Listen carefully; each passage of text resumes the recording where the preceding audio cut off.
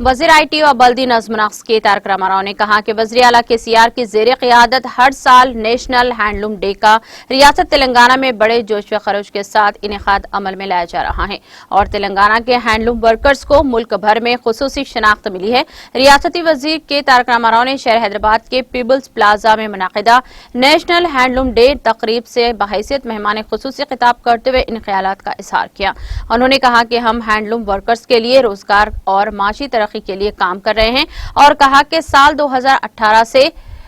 कोंडा लक्ष्मण बापूजी के नाम से बेहतरीन दस्तकारों को अवार्ड से नवाजने के अलावा 25,000 रुपए का नकद इनाम भी दिया जा रहा है। वजीर मौसूफ ने कहा कि जारिया साल 31 हैंडलूम कारीगरों को इनामात से नवाजा गया है। KTR ने कहा कि हम हर साल एक नुमाइश का एहतमाम करते हैं और हैंडलूम टेक्सटाइल को अवाम के लिए दस्तयाब करते हैं। हमने ई-कॉमर्स के जरिए गोलकुंडा पोर्टल बनाया है ताकि मुल्क के लोगों को इस मुनफर्द महारत से आगाह किया जा सके। అధ్యక్షత వహిస్తున్న చేనేత మరియు జౌళి శాఖ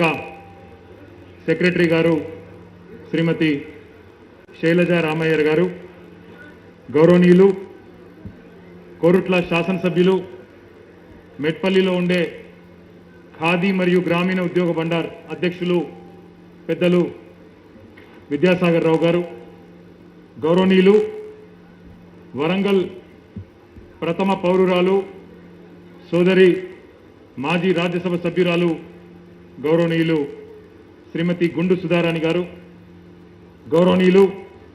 వేదికపైన ఆసీనులైన పేరు పేరున మహామహులందరికీ, ఒకరు పేరు చెప్పి ఒకరు పేరు చెప్పకపోతే నన్ను తిడతారు కాబట్టి వేదికపైన ఆసీనులైన మహామహులందరికీ, అందులో గౌరవ ప్రజాప్రతినిధులు ఉన్నారు, గౌరవ పెద్దలందరూ కూడా ఉన్నారు. ముఖ్యంగా చేనేత రంగానికి సంబంధించి సంపూర్ణమైన అవగాహన కలిగిన పెద్దలందరికీ, వేదిక మీద ఉన్న పెద్దలకు, వేదిక ముందున్న మా పాత్రికేయ మిత్రులకు అందరికంటే ముఖ్యంగా గత 2-2.5 గంటలుగా జాతీయ చేనేత దినోత్సవం సందర్భంగా జరుగుతున్న ఈ కార్యక్రమంలో చాలా ఓపికగా పాల్పంచుకుంటున్న మా చేనేత కళాకారులందరికీ పేరు పేరున హృదయపూర్వకంగా నేను శిరస్సు వంచి నమస్కారం చేసుకుంటా ఉన్నాను.